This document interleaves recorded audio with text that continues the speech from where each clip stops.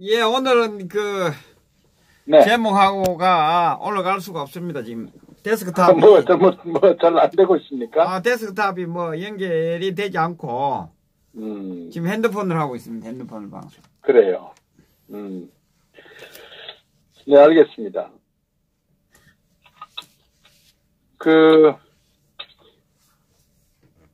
오늘 제가 주제를 차도살인이라고. 예. 그것 좀 말씀드리려고 해요. 예, 말씀하십시오. 차도살이라는 건 사실 타인 남의 칼을 가지고 이제 사람을 친다는 얘기인데요. 예. 그거는 이제 결국 이제 본인이 힘이 없다거나 결국 자기 손에 이제 피를 묻히지 않고 어쨌거나 상대를 제압하는 건데. 예. 지금 우리가 탄핵 시점에 관계된 많은 세력들이 있는데 그 중에 최근에 좀 이재명 같은 데 이슈가 되는데 이재명 같은 저는 어떤 하나의 악의 축이다. 예. 그렇게 이제 바라봅니다. 그 인간을. 예. 그 당시에 우리가 또 상기를 또 해봐야 될 부분이 탄핵 시점에 탄핵 소추되기 전에 분위기를 몰고 때 이재명 같은 경우는 어떻게 했냐면은 서로 이렇게 앞서거니 뒤서거니 이제 문재인이나 이재명 같은 경우 서로 선명성 투쟁하려고. 예. 상당히 이제 감성 발언을 많이 했는데요. 특히 이재명 같은 경우는 그 당시에 이제 본인이 발언한 걸 드리자면 박근혜 퇴로 보장은 안 된다.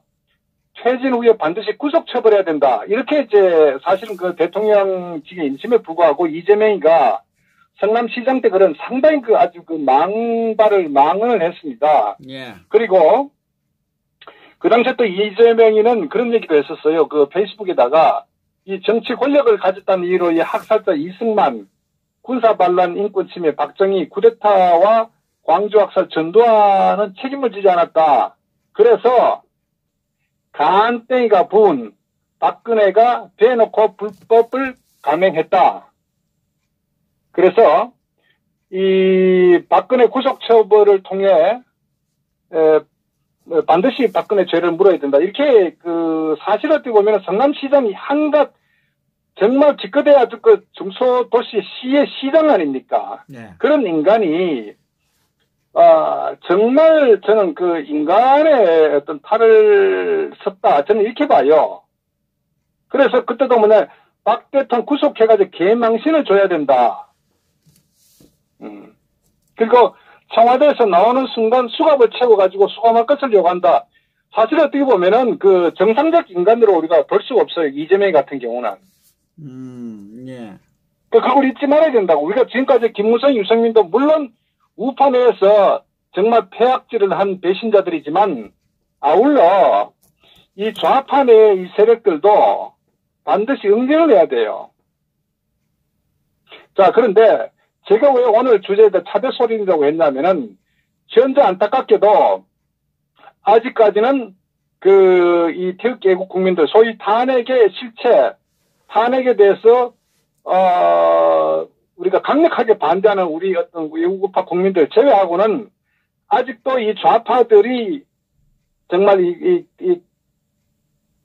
칼날을 세우고 있는 이런 상황이고 소위 또 이 보수란 탈을 쓴 작자들도 보면 정말 똥인지 된장인지 모를 정도로 한심하기 짝이 없다고요. 그런데 우리의 적은 사실은 세불이라고요.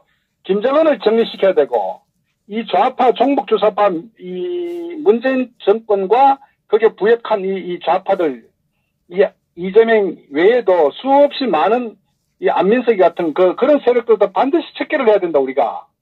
그리고 또 한편으로는 이 자한당 내 이런 탄핵 찬성파 세력들 또 부역자들 기회주의 세력들 반드시 척결해야 된다고. 그러다 보니까 힘은 약한데 우리가 처리해야 될 대상이 너무 많은 거예요. 예. 그래서 저는 이 부분에 대해서 좀 전략적으로 좀 접근할 필요가 있다. 그것이 바로 저는 하나의 떠오르는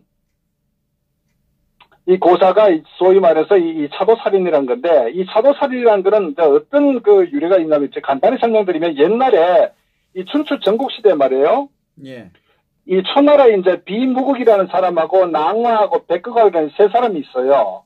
예. 근데 이제 초나라 때 이제 오나라하고 이 전쟁을 냈는데 그때 초나라의 백극 백관이라는 이 사람이 오나라하고 이 전쟁에서 상당히 큰 공을 세웠어요. 그래가지고 이제 그 오나라의 어떤 우리가 그때 이겼던 그 무기들도 전부 다 이제 초나라에서 다 이제 압수해가지고 그 무기를 상당 부분을 이 백그관이라는 사람한테 무기까지 이렇게 하사를 했다고요. 전쟁이 승리했으니까. 그런데 그러다 보니까 백그관 사람이 상당히 이제 안하무인이 돼가지고 권력을 휘두르고 하니까 그 꼴을 못 본 사람이 비무기라는 일종의 이제 이 간신, 이 정치가인데 이 사람이 이제 이 백그관의 어떤 그런 행태를 못 보니까 저걸 반드시 처결해야 되겠다. 그런데 힘이 없으니까 그게 이제 누구를 등장하는 이 낭화라는 재상이 있어요. 이 정치가인데 초나라에 상당히 권력가죠. 그래 이 사람한테 다가가가지고 이제 백그관이가 이 당신을 초청하더라 해가지고 거짓말을 하고 또 비무국은 백그관한테 가가지고 이 재상 낭화를 초청해라 이렇게 서로 양쪽에서 이제 거짓말을 해가지고 이제 일을 도모했는데 그러면서 이제 그 백그관한테는 뭐라고 했냐면은 이 낭화가 이 무기를 좋아하니까 이 낭화가 당신 집에 올 때에 군사들에게 무기를 세워가 집 앞에서 이렇게 마중나도록 해라 이렇게 이제 거짓을 하는 거예요. 그렇게 하고 그렇게 시켜놓고 이제 이 비무기 낭화에게는 당신 백그관이 당신을 죽이려고 아마 그 무기를 가지고 이렇게 준비하고 있으니까 몸조심해라 이렇게 또 거짓말을 한 거. 그러니까 낭화가 실제 그런지를 이제 그 백그관 이 사람 집에다가 이제 첩자를 보내니까 실제 이제 군사들이 무기를 기다리고 있길래 낭화가 이제 어떻게 하냐면 이 백그관이 이걸 안 되겠다 해가지고 이제 그 왕에다가 이 소위 역모를 꾀한다고 해가지고 이제 그렇게 왕이 이렇게 고해가지고 결국 이제 이 백그관이라는 사람을 역모죄로 해서 이제 몰살당하는 이런 하나의 이제 상황이 전개됐는데 그걸 이제 일종의 비무기 일종의 다른 사람의 칼을 이용해서 백그관을 쳐는 요걸 이제 사도산면이라고 하는데 네. 제가 이제 이 말씀드린 거는 현재 그겁니다.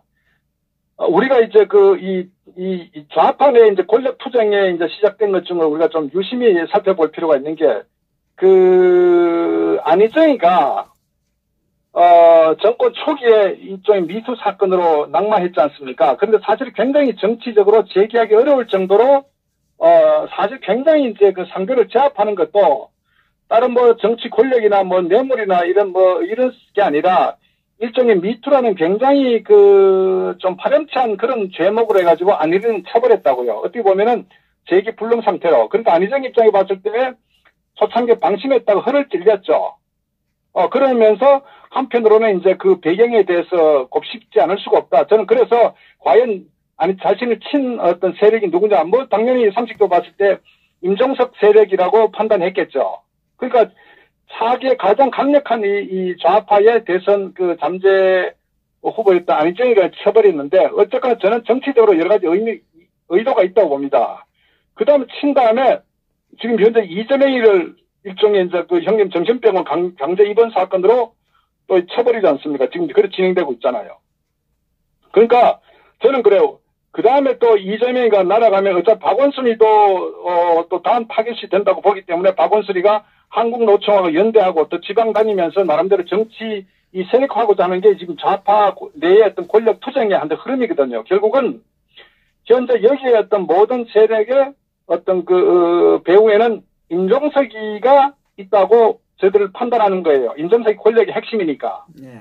자, 그럼 우리 입장에 봤을 때 결국 안희정이든 박원순이든 임종석이든 전부 다 쳐내야 되는 거예요. 쳐내는데 현재 우리가 아직 힘이 부족하니 우리 입장에서 뭐냐면 임종석이가 안희정 1차 쳐내고 두 번째 이재명이를 구속시켜서 이재명의 후보를 완전히 구속시키는 상태로 우리가 분위기를 좀 이렇게 몰고 가야 되고 그 다음에 치면은 박원순이를 치도록 임종석이가 박원석 치도록 해야 돼요.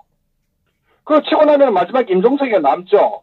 원래 임종석이는 그겁니다. 차기에 자기가 권력의 어떤 정점에 서기 위해서 잠재적인 세력들을 전부 하나씩 쳐내는 거예요. 권력이 완전히 살아있을 때. 그런데 이게 이제 임종석의 계획인데, 그럼 임종석이는 누가 칠 거냐? 이게 이제 숙제가 나오지 않습니까? 저는 그렇게 생각하는 거예요. 일단 임종석이가 박원순 칠 때까지를 계속적으로 이 임종석의 어떤 그 전략에 우리가 어느 정도 전략적으로 힘을 보태야 된다. 그러니까 박원순 칠대까지 계속 쳐들어 내줘야 되는 거예요. 그럼 치고 나면은 소위 좌파 내에는 임종석이나 또는 더불당 내 뭐 이낙연 정도 있는데 이낙연 정은 뭐 허수아비고 그 다음에 내년이 되면요 흐름이 어떻게 되느냐 결국은 임종석이가 다 쳐냈다고 전제하고 뭐 어차피 김경수도 뭐 지금 드루킹 사건에서 이 권력의 어떤 그 향배에 따라서 김경수도 위태위태한 상황이죠. 예. 권력이 힘이 있을 때는 김경수가 큰 소리 치지만 결국은 향후에 그 지지율이 떨어지고 문재인의 레임덕 현상이 벌어지게 되면 결국은 임종석이 입장에 봤을 때 김경수도 가능하면 쳐내버리는 게 본인 입장이 좋거든요. 그래서 일단 마지막에 임종석만 남겨둬야 되는 거예요. 그럼 임종석이 어떻게 사라지느냐?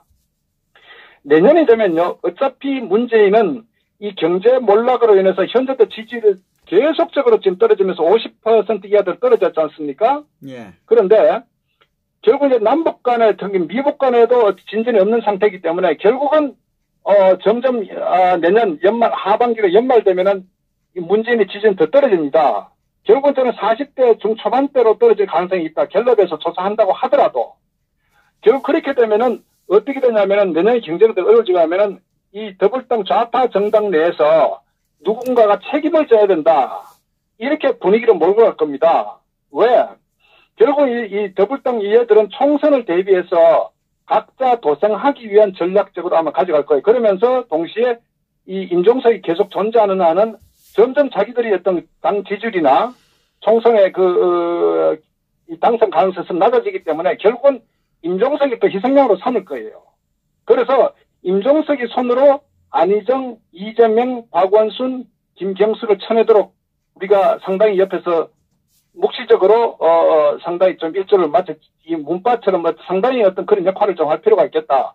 그 다음에 가마둬도 문재인이는 내년에 레임덕 현상이 급속도로 빨라질 겁니다. 지금도 청와대 내 기강이 완전히 무너진 상태고 이 문재인의 정상적 대통령이라고 인정하지 않는 분위기가 상당히 팽배하기 때문에 특히 3년차 내년 접어들면서 모든 국정이 마비된 상태로 오기 때문에 이 문재인의 지지는 급속도로 떨어질 것이다. 거기에 따라서는 레임덕 현상이 오면서 또 총선을 앞두고 국회의원들이 해체모여를 할 것이고 거기에 제물로 임종석이를 아마 삼을 겁니다.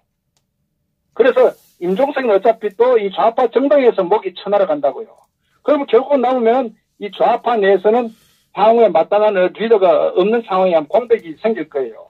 그러면 어차피 이 문재인이든 청와대든 이 더불당이든 간에 결국은 여당으로서 대한민국을 완전 몰락시키는 하나의 그 책임을 면할 수가 없기 때문에 결국은 그래 되면은 이 더불당 자체는 차기 총선에서 결국은 전체가 몰락하는 전 그래서 우리가 한꺼번에 치려가는 게 아니라 우리가 손을 쓴 거는 이 더불당이 완전히 지지를 떨어지고 총선에서 완전 전패하도록 그 전에는 임종석이가 나머지 쳐내고 그다음 더불당 이 국회들이 임종석을 결국은 희생양으로 삼는 이런 전략적인 그런 전략으로 저는 갈 필요가 있겠다. 그래서 제가 이제 그 제목을 차도 사대인이라고 제가 이제 한번 정의를 해봤습니다.